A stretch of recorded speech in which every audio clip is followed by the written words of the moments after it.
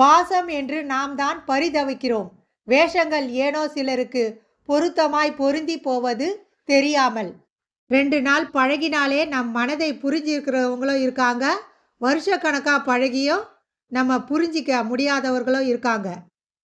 கடபாரைக்கு இடம் கொடுக்காத பாறை வேருக்கு இடம் கொடுப்பது எப்படி? அதிகாரத்திற்கு பணியாதது அன்புக்கு அடிபணியும். தந்தையை மிஞ்சிய செல்வம் எதுவும் இல்லை. தாயை மிஞ்சிய தெய்வம் எங்கும் இல்லை. அவனவன் கஷ்டம் அவனுக்கு தான் தெரியும். நான் அறியாமல் செய்யும் தவறுகள் உன்னை காயப்படுத்தி இருந்தால் என்னை மன்னித்து விடு, விலகி விடாதே. புரிதல் இல்லாத வாழ்க்கையில் புதையலே கிடைத்தாலும் பயன் இல்லை. புரிதல் இல்லாத கணவன் மனைவி வாழ்க்கையானது கொத்தும் பாம்போடு வாழும் வாழ்க்கை போன்றது. பள்ளி முடிந்தவுடன் குரு யாரோ, கல்லூரி முடிந்தவுடன் நண்பன் யாரோ, வேலை கிடைத்தவுடன் தந்தை யாரோ, திருமணம் நடந்தவுடன் தாய் யாரோ, இளமை போனவுடன் உடல் யாரோ, கடைசி வரை யார் யாரோ, உயிர் போனவுடன் நமக்கே நாம் யாரோ. நாம் முதுமை அடைந்தால் பிள்ளைகள் நம்மை பராமரிக்க 2 காரணங்கள்தான். ஒன்று நாம் சேர்த்து வைத்த பணம், மற்றொன்று நாம் அவர்களை வளர்த்த விதம். 5 பெற்றால் அரசனும் ஆண்டி.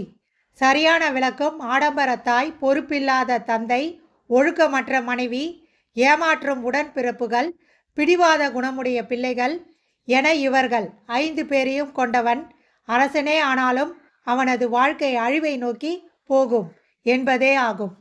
இவை அனைத்தும் என்றும் தீராமல் பார்த்து கொள்ள வேண்டும்.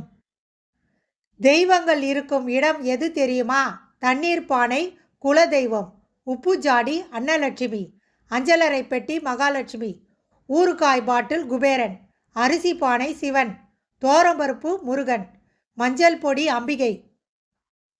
எந்த சூழ்நிலையிலும் கேலி செய்யக்கூடாத விஷயங்கள்: 1 ஒருவரின் உடை ஆடை குறித்து, 2 ஒருவரின் அம்மா அப்பா குறித்து, 3 ஒருவரின் வீடு குறித்து, 4வது ஒருவரின் உடல் குறைபாடு குறித்து, 5 ஒருவரின் வறுமை நிலை குறித்து, 6 ஒருவரின் கஷ்டமான காலம் குறித்து, 7 ஒருவரின் துன்பங்கள் மற்றும் மரணம் குறித்து.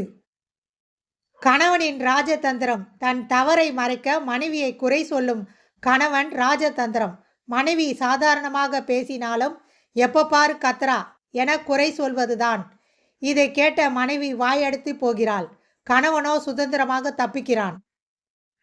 எங்கு நீங்கள் தவிர்க்கப்பட்டீர்களோ, அவமானம் செய்யப்பட்டீர்களோ, அங்கு நீங்கள் தவிர்க்க முடியாத சக்தியாக உருவெடுப்பதுதான் உண்மையான வெற்றி.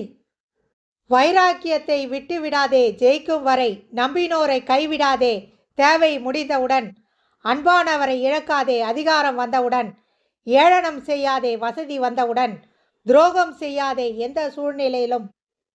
உன் வாழ்வில் உண்மையும் அன்பும் நிறைந்திருந்தால் எப்பொழுதும் உன் வாழ்வு மகிழ்ச்சியாகவே இருக்கும்.